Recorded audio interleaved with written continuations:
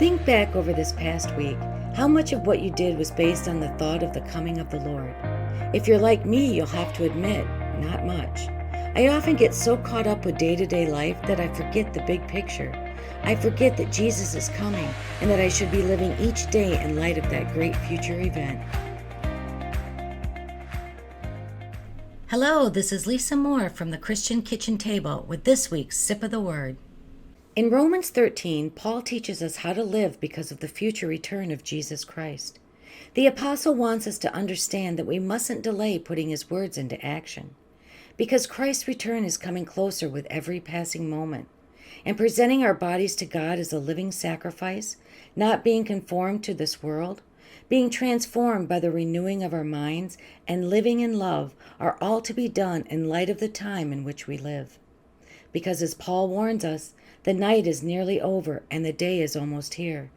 The day being when Jesus will return, his victory will be realized and his enemies will be made his footstool. In Matthew 24:42-44, Jesus cautioned, "Therefore be on the alert, for you do not know which day your Lord is coming. But be sure of this, that if the head of the house had known at what time of the night the thief was coming, he would have been on the alert, and he would not have allowed his house to be broken into. For this reason you also must be ready, for the Son of Man is coming at an hour when you do not think he will." As those looking forward to that great day, we should be intentional about our behavior, separating us from those who live in darkness and unbelief.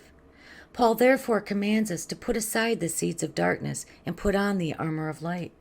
He tells us to turn aside from our sins and live like those who have been enlightened by Christ. For the Christian life is a battle against the world, the flesh, and the devil. And our weapons are not military, but spiritual. And as 2 Corinthians 10:3-4 tells us, have the divine power to demolish strongholds.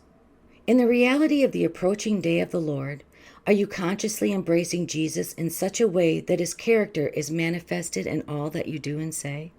Are you spiritually drowsy, or are you awake and alert when opportunities to share the gospel with others come up? And as the days grow shorter, remember Luke 21:28, which says, "Straighten up and lift up your heads, because your redemption is drawing near." This is Lisa Moore from the Christian Kitchen Table saying, "The grass may wither and the flower may fade, but the word of our God will stand forever."